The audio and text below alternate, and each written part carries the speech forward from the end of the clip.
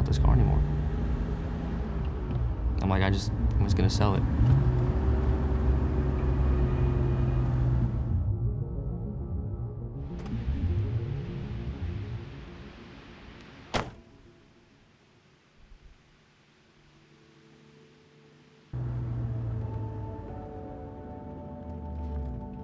If you actually read back on Bring a Trailer, you can see people saying, oh, he's a kid, I want a dream car, you should go pick it up right now. It's exactly what I did. I drove with my dad that day, picked up the car. His ultimate goal is to get an E28. It's been my dream car since I was 9. I remember there was a school project and he had to draw something freehand, and he comes down and he draws an E28. My interest from cars came from, obviously, my dad. He used to have a E30, a white one, a 325 IC. We would work on it together. I would hold the flashlight for him, this and that. I saw this car on Bring a Trailer, and I was like, nah, it's got too many miles. I'll leave it, right? One night, I remember I was sitting in the family room, it was late at night, and I sent it up to him. He was up in his room. He texted me back, he's like, oh, I already saw this one, it's got too many miles. Thought 379, 380,000 miles on it. And I was like, it's too many, I'm not gonna buy it. I said, well, let's go look at it. And he said, just go test drive it, and you might like it. And I loved it.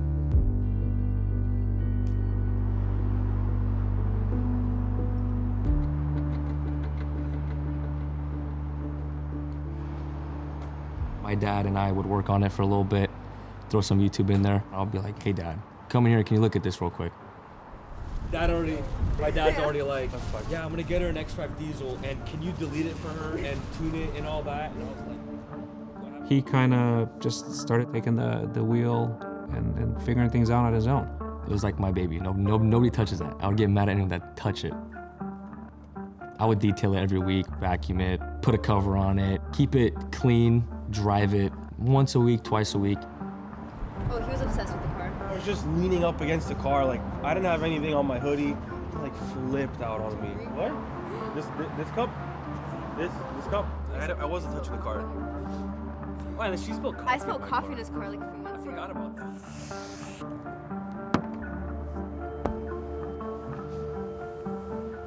And I thought, hey, I'm putting too much time into it, and I should probably back off,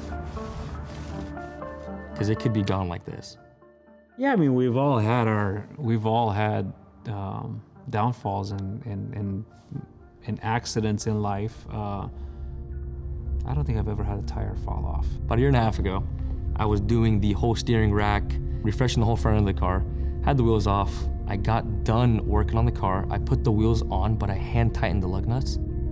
My sister comes in the garage, says, hey, you promised to take me to the high school football game. So I left my car, took her to the game, completely forgot about the lug nuts or anything. I remember it was raining outside.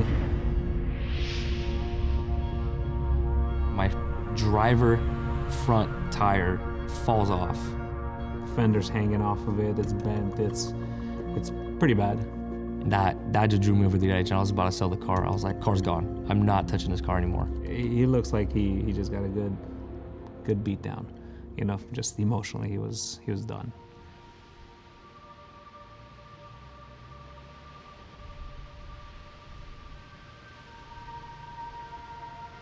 I was like, I'm beat. I don't want to do it anymore. I'm just gonna sell it. I advised him not to sell the car, and he'll get through this. My dad did have a saying, if you don't know how to do something, try it, attempt it. The worst that can happen is you'll break it, but you'll know how to do it next time. Park it, leave it, don't touch it for a while. Just chisel at it, and you'll eventually figure it out.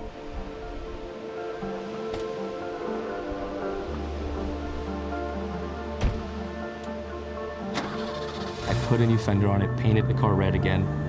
The way I look at it, being into cars is better than being into other things that kids my age are doing.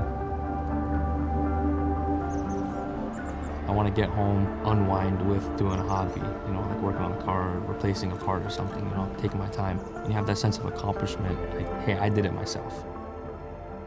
No, I don't want to sell it. Keep driving it, keep working on it. That's what I go for. I was gonna say you drive pretty good with twice broken leg. You know what? Honestly, you driving your car. So, you know, I'm saving it for my grandson. I'm saving it for my